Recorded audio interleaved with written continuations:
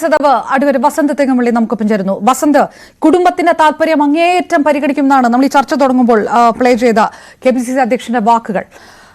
KPCC നേതൃത്വത്തെ സമീപിച്ചിട്ട് ഒരു നടപടി ഇല്ലാത്തത് കൊണ്ടാണ് ഈ കത്ത് പോലീസിന് കൈമാറിയതെന്ന് കുടുംബം പറയുന്നു. വസന്ത്,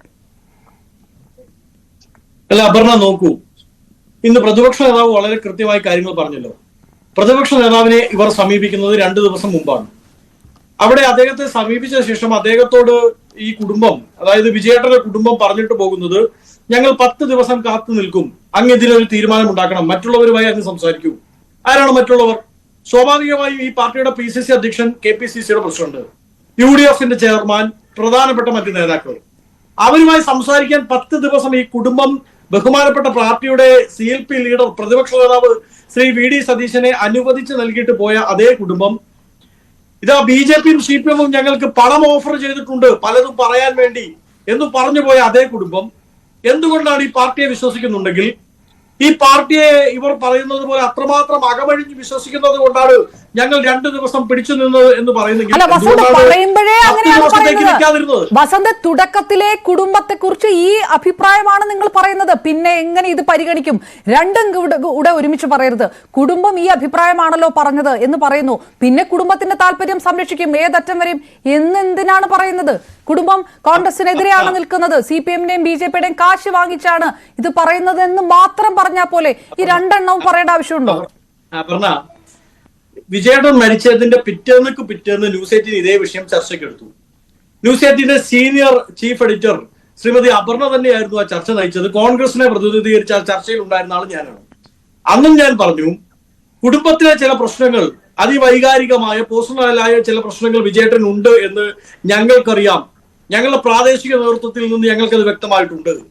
പക്ഷെ അതുകൂടി വലിച്ചഴിച്ച് ഈ ചർച്ചയിലേക്ക് കൊണ്ടുവരാൻ ഞങ്ങൾ താല്പര്യപ്പെടുന്നില്ല എന്ന് ഞാൻ അന്നും പറഞ്ഞു, ഇന്നും പറയുന്നു. അതാണ് വസന്ത് അത് സമ്മതിക്കുന്നു. വസന്ത് അത് തന്നെയാണ് പറയുന്നത്.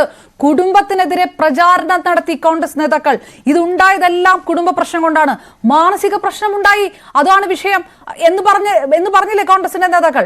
അതായത് ഇതൊരു പാർട്ടി വഴിയോ പാർട്ടിയിലെ മറ്റു നേതാക്കൾ വഴിയോ ഒന്നുമല്ല, ഇതേതോ കുടുംബ പ്രശ്നമാണ്, ഇതൊക്കെ അന്വേഷിക്കുമെന്നാണ് പറഞ്ഞത്. ഈ മിനിറ്റും വസന്ത് അതാണ് പറഞ്ഞുകൊണ്ടിരിക്കുന്നത്. നിങ്ങൾ ഏത് കുടുംബത്തിന്റെ താല്പര്യം സംരക്ഷിക്കുന്ന കാര്യമാണ് പിന്നെ പറഞ്ഞുകൊണ്ടിരിക്കുന്നതാണ് മനസ്സിലാവാത്തത്.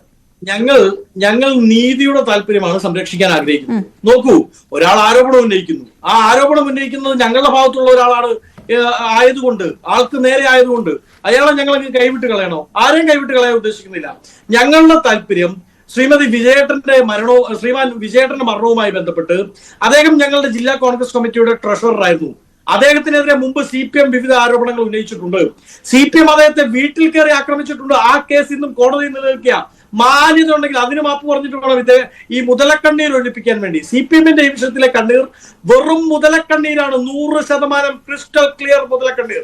അദ്ദേഹത്തെ വീട്ടിൽ കയറി ആക്രമിച്ചു, പോരാഞ്ഞിട്ട് അദ്ദേഹത്തിനെ തെരുവിലിട്ട് തല്ലിച്ചതച്ച കേസ് നേരിടുന്ന CPM നേതാക്കൾ ചർച്ചയിൽ വന്നിരുന്ന് പറയാണ്, വിജയേട്ടൻ എടോ വിജയ എന്ന് വിളിച്ച് അദ്ദേഹത്തെ ആക്രമിച്ചവരാണ് ഇന്ന് വിജയേട്ടൻ എന്ന് പറയുന്നത്. ആത്മാർത്ഥത ഞങ്ങൾക്ക് മനസ്സിലാവുന്നുണ്ട്. അവരത് എടുത്തോട്ടെ. ഞങ്ങളുടെ നിലപാട്, ഞങ്ങളെ സംബന്ധിച്ച് ഞങ്ങൾക്ക് പാർട്ടി കോടതിയില്ല, പാർട്ടി പോലീസ് ഇല്ല. ഞങ്ങൾ ഈ കേസിൽ സുവ്യക്തവും സുതാര്യവുമായ അന്വേഷണം പോലീസിന്റെ ഭാഗത്ത് നിന്ന് ഉണ്ടാവണം എന്ന് ആഗ്രഹിക്കുന്നവരാണ്, ആവശ്യപ്പെടുന്നവരാണ്.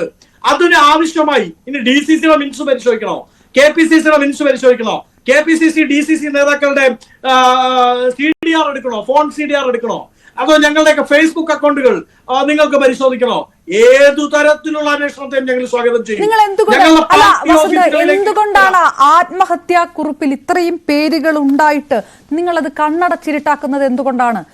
CPM ഇതിനകത്ത് എന്ത് രാഷ്ട്രീയ നീക്കം നടത്തിയാലും ഇതായിരുന്നില്ലല്ലോ നവീൻ ബാബുവിന്റെ വിഷയത്തിലൊക്കെ നിങ്ങളെടുത്ത വളരെ ധാർമ്മികമായിട്ടുള്ള ഒരു നിലപാട് ഇതായിരുന്നില്ലല്ലോ. ഇതെങ്ങനെയാണ് പറയാൻ കഴിയുന്നത്? ഈ ആത്മഹത്യാ കുറിപ്പും ഫോർജ് ചെയ്തതാണെന്ന രീതിയിൽ എങ്ങനെയാണ് കോൺഗ്രസിന് പ്രതികരിക്കാൻ കഴിയുന്നത്? രണ്ട് വളരെ പ്രധാനപ്പെട്ട വ്യത്യാസങ്ങളുണ്ട് ശ്രീമതി അമർണ. ആരുടെ കാര്യത്തിൽ? നവീൻ ബാബുവിന്റെ കേസിൽ. നവീൻ ബാബുവിന്റെ വിഷയത്തിൽ ആരോപണം ഉണ്ടായ ഉടനെ PP ദിവ്യ AKG സെന്ററിന്റെ അടുക്കളപ്പുറത്തേക്ക് ഒളിക്കാൻ പോയി.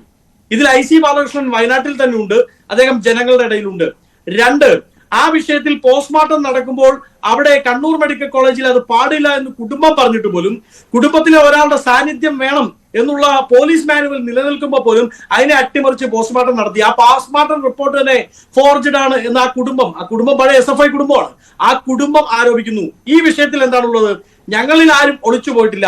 ഞങ്ങൾ ആരും അദ്ദേഹത്തിന്റെ ഈ കത്ത് കണ്ടിട്ടില്ല, കേട്ടിട്ടുമില്ല, അറിഞ്ഞിട്ടുമില്ല എന്ന് KPCC അധ്യക്ഷനും പ്രതിപക്ഷ നേതാവും ഒക്കെ പറയുന്നു. കുടുംബം മറിച്ചു പറയുന്നു. നിങ്ങൾ ഇതൊന്നും കണ്ടിട്ടില്ല എന്ന് പറയുന്നു. ഞാനൊരു കാര്യം ചോദിക്കട്ടെ, ഞങ്ങൾ ആ ലെറ്റർ എടുത്തു മാറ്റിയെന്നായിരുന്നല്ലോ ഏറ്റവും ആദ്യ ദിവസങ്ങളിലെ ചർച്ചയിൽ CPM പറഞ്ഞിരുന്നത്. ഇപ്പൊ ആ ലെറ്റർ വന്നല്ലോ. ഞങ്ങൾ അന്നും പറഞ്ഞു ഞങ്ങളുടെ കയ്യിൽ അങ്ങനെ ഒരു ലെറ്റർ ഇല്ല. അതായത് വിജയേട്ടന്റെ ആത്മഹത്യാക്കുറിപ്പിനെ പറ്റി ഞങ്ങൾക്ക് വിവരമില്ല. പക്ഷെ അന്ന് CPM നേതാക്കൾ തറപ്പിച്ചു പറഞ്ഞു.